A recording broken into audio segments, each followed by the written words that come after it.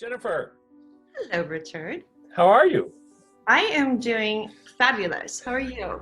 I am enjoying another day in Fantasyland.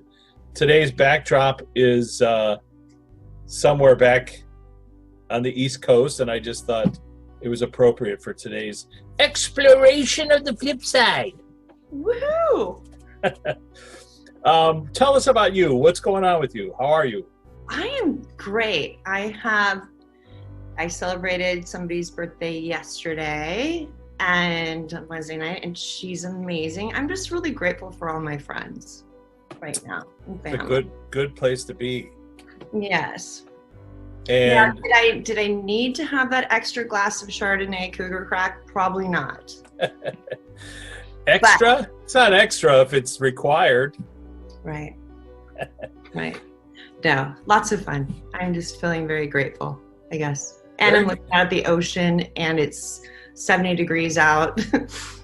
I mean, doesn't get much better than that. I don't think. Excellent. Well, I can tell you that. Yes, it does. Actually, that? it does. Because you introduced me to the book called After, which I love. It is amazing. Are you listening to it or reading it? I'm listening to it because I have to listen to my books. That's how. No, that's great. I was just curious because it does. He narrates it, correct? No, Who narrates it? I don't know. Some guy I don't know, but I could even tolerate the voice. Okay, very good. And the book that she's referring to is by my friend, Dr. Bruce Greyson, Yes. who was at the University of Virginia for so many years. And he was the head of DOPS, the Department of Perceptual Studies. And I met him early on in my journey into this research. People are fans of Flipside. Actually, It's a Wonderful Afterlife is when I... Oh, I met you. Yeah, that's right. And I interviewed him for the book, It's a Wonderful Afterlife, because I had this weird experience of bringing Flipside, the documentary and the book, to IANS, the International Association of Near-Death Studies, which is something he founded. And I didn't know that at the time. I didn't know that, actually. Yeah, well, and the odd thing was my friend was driving me to this venue in Virginia Beach, and she said, we're going to stop at my friend's house, Bruce Greyson. And I looked him up, and I said, oh, my gosh, this is a guy who's been doing this research. And I reached out to him, and he gave copies of Flipside to all of the scientists at the University of Virginia. So when I got there... Wow, that's great. I remember you telling me that. I didn't know it was that guy. That's that guy. And so I had a chance to have a meeting with him, and it DOPS with all these scientists. And thank God I had read a little bit about how DOPS was created, so I had answers to the more difficult questions they had as scientists. And what I love about his book, and what I love about, and I recommend it for everybody, is everyone. Yes. He's a scientist talking about science things, but at the same time, he says repeatedly, try to be open to whatever the science or whatever the data shows you, whether it's a spiritual answer or whether it's a science answer. Right. And he says, he goes, and I am not pro for either one. He stays neutral. He stays Switzerland, which I think is great. And it allows us to talk about this stuff and not be barraged by people on both sides of the fence, scientists or religious people, saying, well, this isn't what everybody else has said. Right, and each count is different, just like you and I have seen. There's an underlying theme, that he talks about as far as time is concerned over there, which, you and I have tackled a little bit. But I had the chills the whole time I was listening to it. And I'm like, ah! Well, show people your notebook for a second, would you? Just to make sure people are aware that you and I have not discussed what we're about to talk about. No. Okay. And I don't think there's any mistake that you mentioned. And if you guys think that, then you shouldn't be listening to it. Because our only discussion every Thursday is, hey, are we seeing each other? Yeah. Swear to God. What time is it? But the reason I mention it, and there's no mistake, as we've learned, why you would mention Bruce and his book, because today I'm going to try to access someone that Bruce knew. Okay. Okay. All right. And I'm not going to tell you who that is. You might be able to guess because you've been listening to his book, but that doesn't matter. I'm only in like the 4th chapter. It doesn't matter. It doesn't matter because also I have done a lot of research about this person and I know you have not. And I'm just going to give you his first name. Okay. It's Ian, I-A-N, Ian. And of course, isn't that the near-death? That's what the initials are for near-death studies, right? The Ian. that's funny. I never noticed that. International Association of Near-Death Studies. That's funny. I had no idea. But yeah, this guy's name is Ian.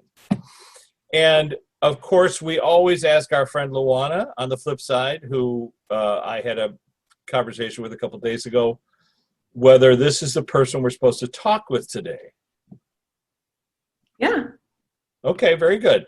And first of all, Lou, is he ready to talk to us? Is this something he wants to do, or are you dragging him in by his ear? Well, she just went like this to her pretend watch and pointed at me. She's like, yeah, we've been waiting because I was running late. Okay, very good. And it really wasn't because until Bruce's book that I realized, oh, we've got to do this. All right, so Ian, I'm going to ask you some really specific questions, sir. I'm going to do as best as I can to make this an interview that anybody who tuning in might understand. First of all, thank you for taking the time to chat with us. I appreciate that. Mm-hmm. And tell me, are you seeing a young guy, an old guy? About how old? They're laughing about it because what came to mind was somebody really old, but I'm getting somebody young and like, this is going to be tricky because I keep getting climbing, and I know there's a story in the book about a climber, right, that had a near-death experience. I understand. I have to push that away because that's what keeps. So when I get shown him being climbing a mountain or climbing, but that's also interpretation that could be pioneer, somebody that also is athletic or energetic or whatever. So that's what he's showing me. He's showing me younger. Okay, very good. Oh. And go ahead. Fuck. See, it sucks if I know information because then I got Albert Einstein. Okay. Well, don't worry about that. I allow those images. Just mention them, and I'll unpack them if we need to. Science is important. Yeah. And that is a scientist. So, but I'm going to ask you personal questions, Ian. Yeah, do that. So, what was your experience crossing over to the afterlife, and who was there to greet you? Oh. Okay, so I felt his hand being held before he crossed. So he's showing me a scene where he was in a bed and someone was holding his hand. So I presume I felt him being sick, maybe with cancer or something like that. But yeah, he was sick in bed. He had pneumonia. He had pneumonia. Okay. I didn't look, but I just felt someone hold on. So yeah, focus. He felt show me again. He was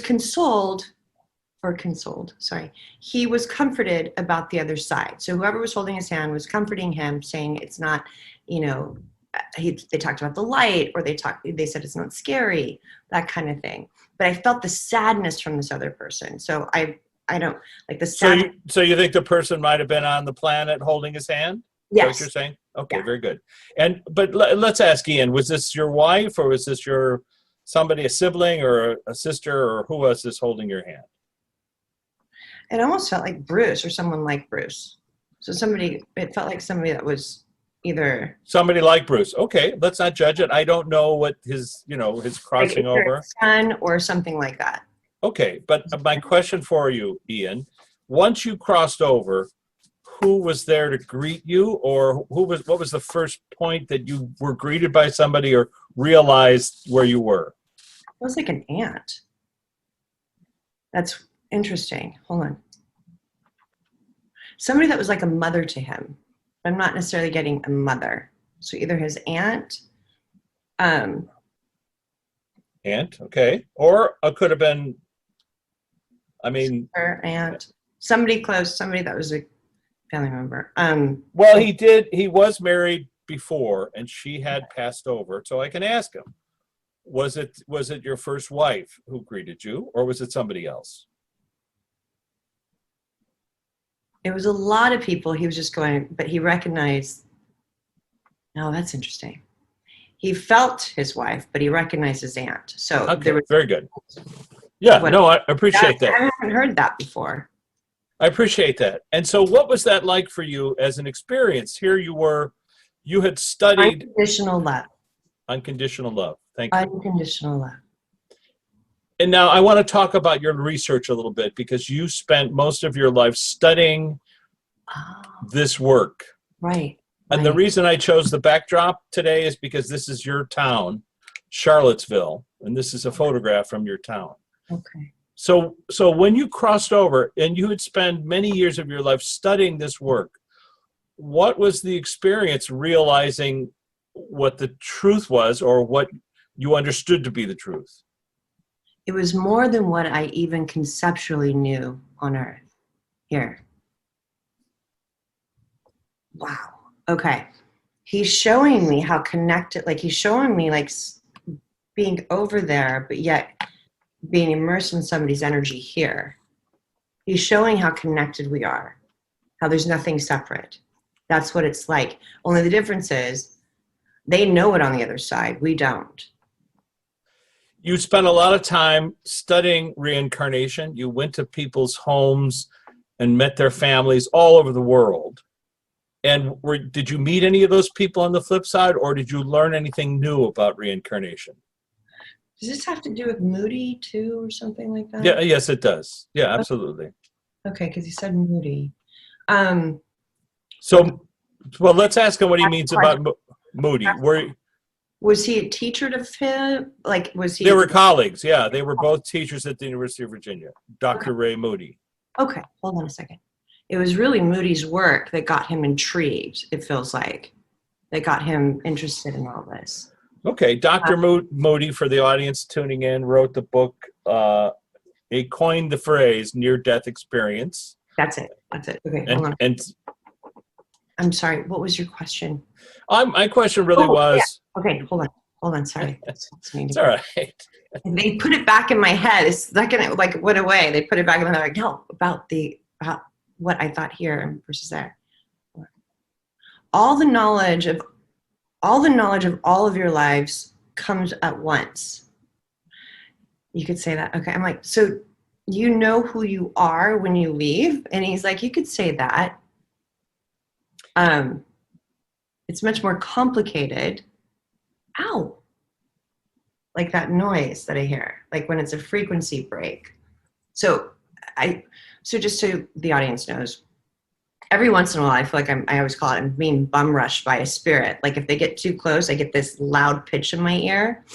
And at nighttime, I hear it all, I'm able to sleep. It's like white noise for me, but the veil is very thin, I believe, or there is no veil. And a lot of people hear that noise, that buzzing sound. It's not tinnitus or tinnitus, but it is the frequency that you can hear. Well, I hear it all the time. That being said, he's saying it's much more complicated like that sound, and that's what he made me hear when he came close. Okay.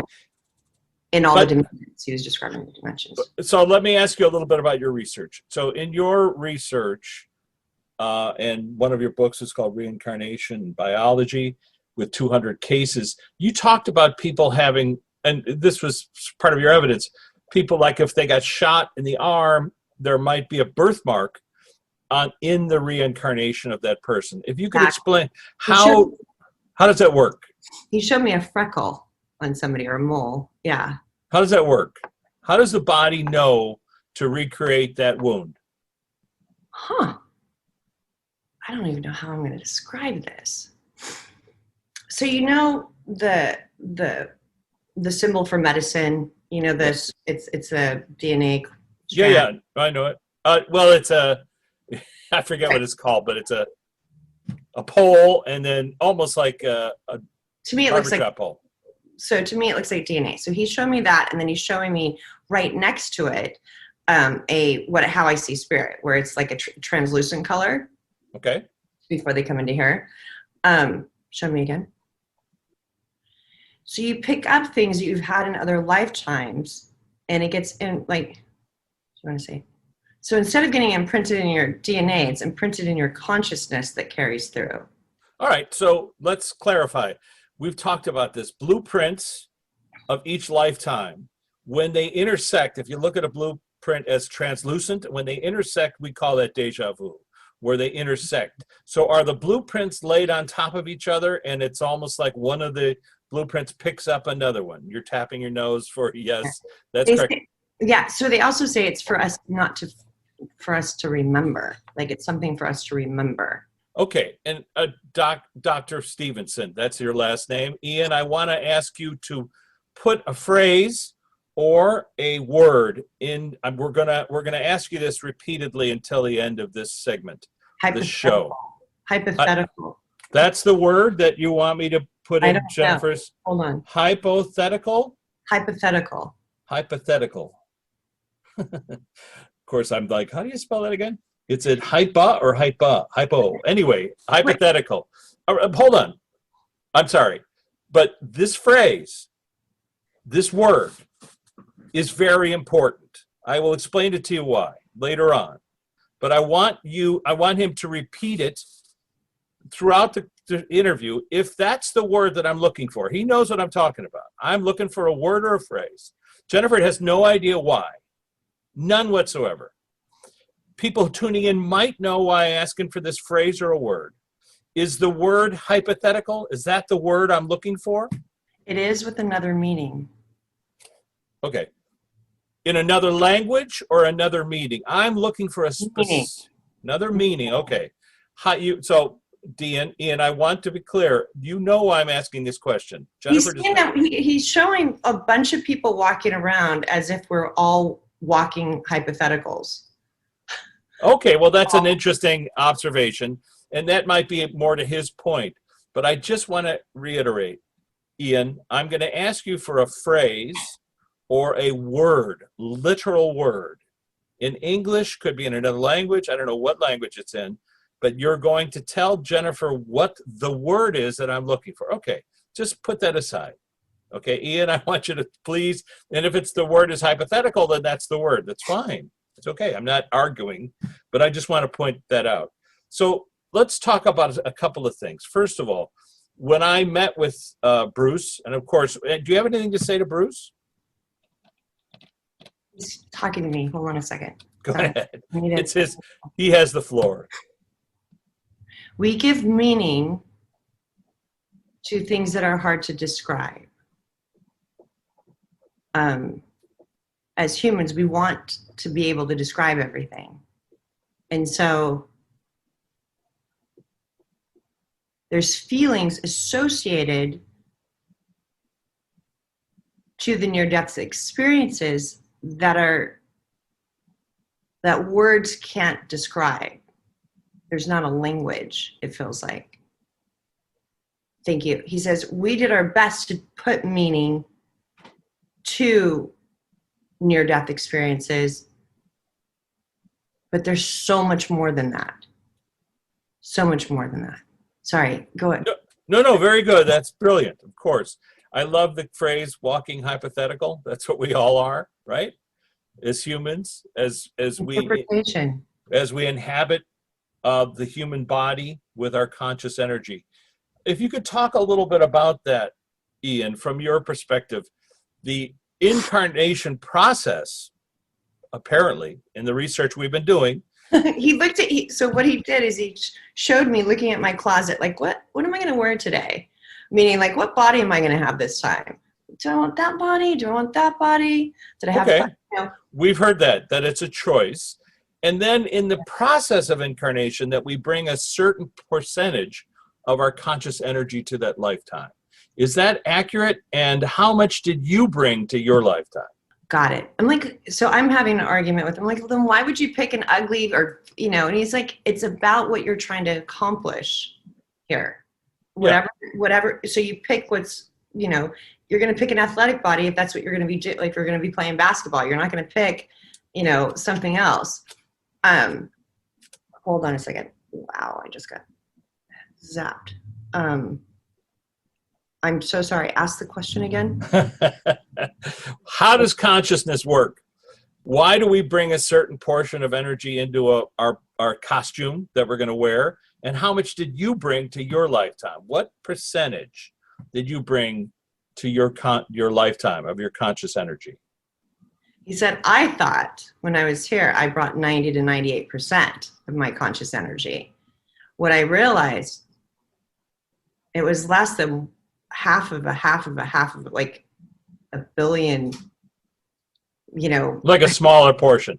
I mean, we've heard people tell us about 25% or something like that, or 30%, or a third. We've heard that often.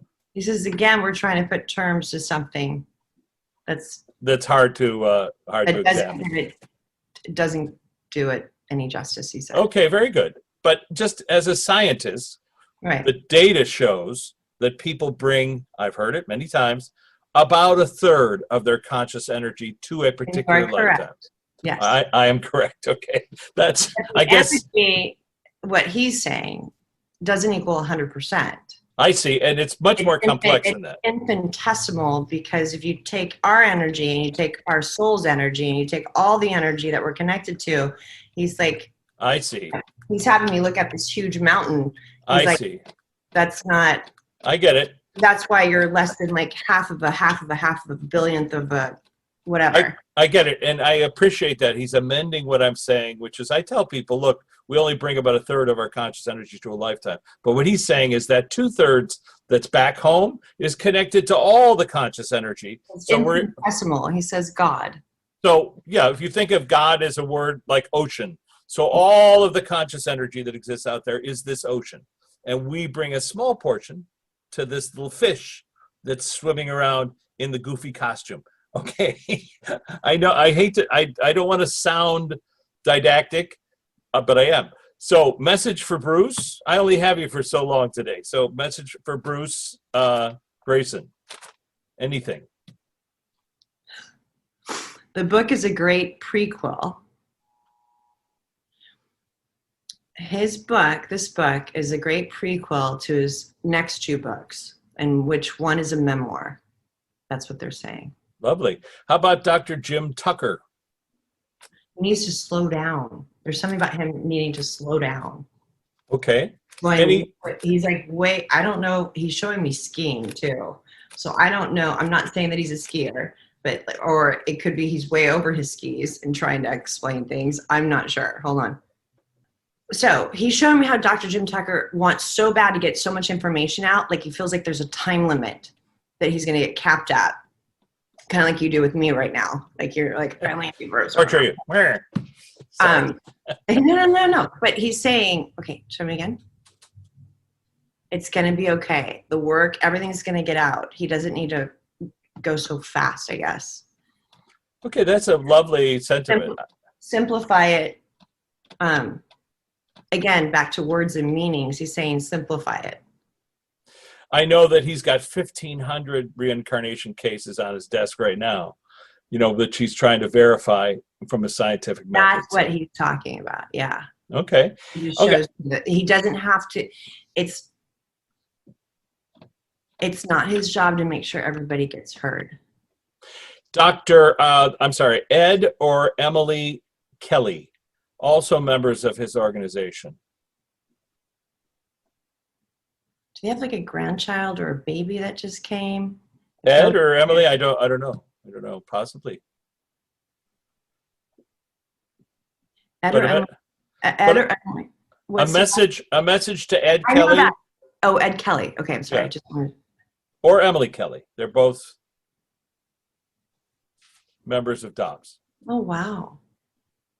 They're getting a standing ovation. Like everybody's clapping over there. So I don't know what they've done, but they're getting like. For people out there tuning in. They said we're so proud of them. They went way beyond whatever they were supposed to do with whatever they're doing.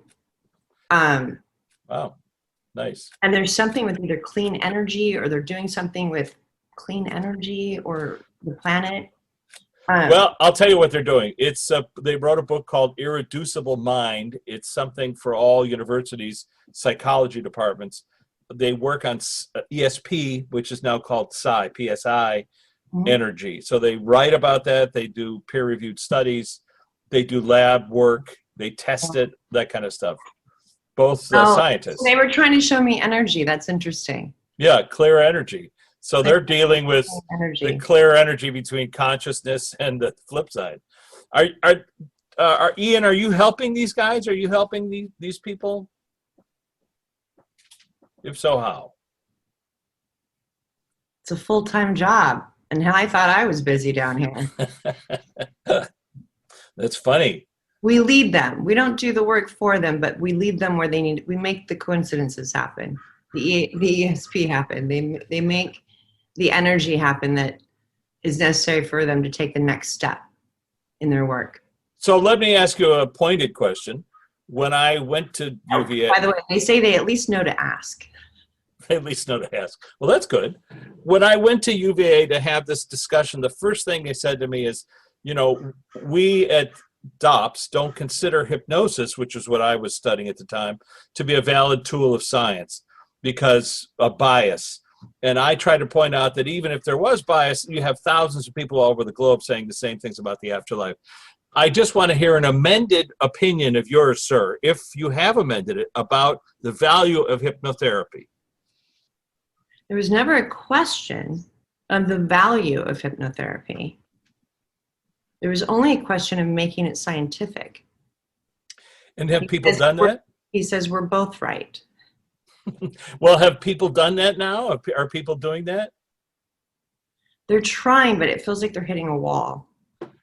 Is that because people have their own experience? I call it reflexive experience, where you go onto the flip side or a near-death event, and you see things from your multiple lifetimes how you want to see it, and not just this lifetime, but over many lifetimes. Right. It's just hard to prove. And so they're trying. They're doing it. That's Okay. what that other doctor, the first doctor that you talked about, that you said, that has all those case studies. Dr. Grayson. No, Oh, I'm saying the following two books. So, right, I understand. Oh, okay. So you're saying Bruce has got 2 more books to come. Right. Right, very Right. good. One's a memoir, and the other one is, yeah, there's a lot. Well, I got a note from Bruce because I sent him a copy of Architecture of the Afterlife. And I think he had just read the last chapter because the title attracted him somehow. Anyway, I thought that was pretty funny. I will send him a copy of this this conversation, Ian. So what else do you want to tell us about the flip side, if anything? We're trying to figure out a way to wake people up over here, more people up over here. Wake people up over there. No, over here. Oh, over on our side. Yeah, he's like, everybody's already, there's no sleeping over there. You can actually, I take that back. I guess you can make up a nap. Where you could chill, right? You could construct a nap. Yeah, there's no sleeping when you're dead. That's funny. It was actually pretty funny. That you are loved beyond belief. That you are loved beyond belief. Message to people on the planet to realize this about the ones who love them from the other side. You are loved beyond belief. So again, I want to return to this question of a phrase or a word that's associated with something that you left behind, Ian. And you had said that you would come through and give somebody this phrase or word. And I'm asking you, do you want to do that? And if you don't want to do that, that's I'll fine. just show you what he's showing me. I feel like I'm in a hospital or a lab. Okay. I almost want to say I know what you're thinking. Okay. Like as if ESP. Like So you mean that, but I'm asking, is that the phrase? I know what you're thinking? I mean, it's hard because he's giving Jennifer images and then we have to translate them. He's saying, he says, you don't have to know what I'm thinking. Hold on. Because you have everything you need from within. Okay. But here's the thing. We have a puzzle. All right. Let's just call it that. Let's just pretend we have a puzzle. Ian left behind a puzzle. The answer to the puzzle is a word or a phrase that he's going to put in your mind visually. He showed me visually something charging or something sparking. Like Okay. if you were to take 2 batteries and like charge them. Okay, let's talk about that. Is the word batteries? It's either batteries or an electric charge. All right, let's ask. Is the phrase electric charge?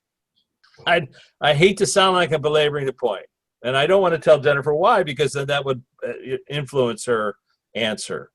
Thank you. You see how I get to ask like more clarity questions? I know the audience wants to know why I'm curious about this, but you know what? You have to look up Ian Stevenson. That's what you do. And if you look up Ian Stevenson, you'll know why I asked this question. And don't you? No, you don't look him up. You just write down I'm not. Ian. I just was writing down his name. All right, there you go. All I had. Ian. All right, Ian. Okay, I will tell you. Ian. Yeah.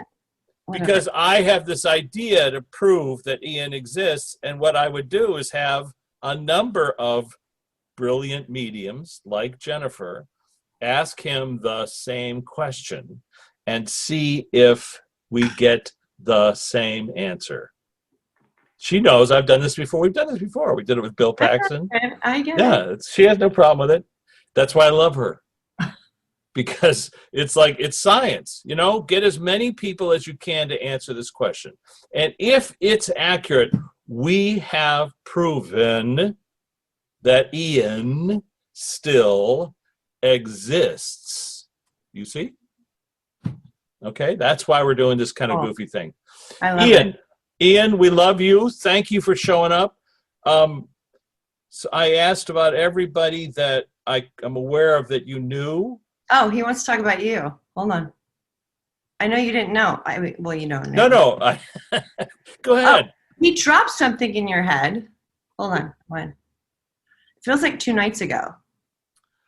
Okay. 2 nights ago, I did have a weird conversation with somebody in my sleep. Thank you. He said it was him. Okay. And what was the drop? Was it to have this conversation? Eventually, yeah. Yes. Okay, very good. And I got to tell you that it must have been. Why do they keep showing me Albert? All right, just so you know, I've been shown Albert Einstein at least 4 or 5 times. So Okay. Well, Ian, let me ask you, is it related to Albert's name, Albert Einstein? Would the phrase be Albert Einstein? Or all right, so I think he's just practicing, actually. well, Ian, Luana, let's turn it over to Lou. Lou, does Albert want to come forward and talk to us at all? Is he lurking? Is that what he showed up in? We've talked We're to all him. there. I think there's a whole group. I mean, I just saw Hawking as well, Stephen Hawking. So wait, hold on. I'm sorry. no, that's it. Does anybody want to jump in? It's it's up to you guys. Come on, we're just the moderators here. Huh. They're trying to figure out a way to bring more of their conscious mind here. Oof, got the chills. So They're like all working on energy. Like, so instead of, they said they're trying to figure out a blueprint that would allow us to take our evolution to the next step, our human evolution to the next step. okay, I understand. It may. Let me just put this by you, Albert, Stephen, guys. Are you talking about like an app? Or are you talking about like a process? Or are you talking about reaching out to individual beings here on the planet to tap them on the shoulder and say, look down this avenue? Tap them on the shoulder. Look Tap down them on the shoulder. So yeah, and we're trying to do that. We're trying to show people that you can ask scientists questions if you set aside your disbelief for a half an hour, an hour, and just start asking them questions and say, I have a problem with this answer. Can you show me some visual? You don't have to hear, I don't have to hear it to look for audible answers. Very hard to make wind move. but I want a visual image to the answer to my question. And the question might be anything from how do we get energy out of water? That was one question that Nikola Tesla came forward and told us that there was nuclear energy in water. I did not know that. He said that he was a pure channel. When he was here on the planet. Mhm. That makes total sense. He was a mystic, he was a pure channel, and wanted to, just like Albert, they would give him endpoints and then they would figure out the in-between. How to get there. I just wanted to say Nikola pointed out that there was nuclear energy in water, and then Wall Street Journal that month came out with an article about there's uranium in salt water that is safe because it's not radioactive. And people are figuring out how to take it out of water, salt water, and turn it into energy. And didn't we discuss this like 5 years ago that they were going to figure that out? Well, it's in When did book. that happen? I think it's in book number 2, so that had to be at least 4 years ago. Yeah. Yeah. I remember. I keep seeing jet fuel being made from the ocean water. Very good. Well, I think that's going to happen. So therefore, the point of this exercise is not to prove that Ian Stevens still exists. He does. It's to prove that we can ask him questions and get answers about the research, about how to put on a suit, about how to pick the suit out of the closet, why you pick a suit out of the closet, why we incarnate, why we choose to come here. All of this stuff is knowable if we ask. The problem is getting people to ask. Right. Luana, speaking of asking, Yeah. I have to. you have to go in a minute. Oh. Lou, anybody else we need to talk to? No, nobody that we could talk to. Well, Lou, I appreciate you bringing Ian in. Ian, I appreciate you talking to us. What an unusual conversation. Thank you so much. And Albert and Stephen and all you guys, we'll have to table this for a future. Like, I'm sorry, I did make it complicated. No, you made it really wonderfully simple, and I appreciate it. We're going to try to use that I'm referring to that Jennifer doesn't know anything about.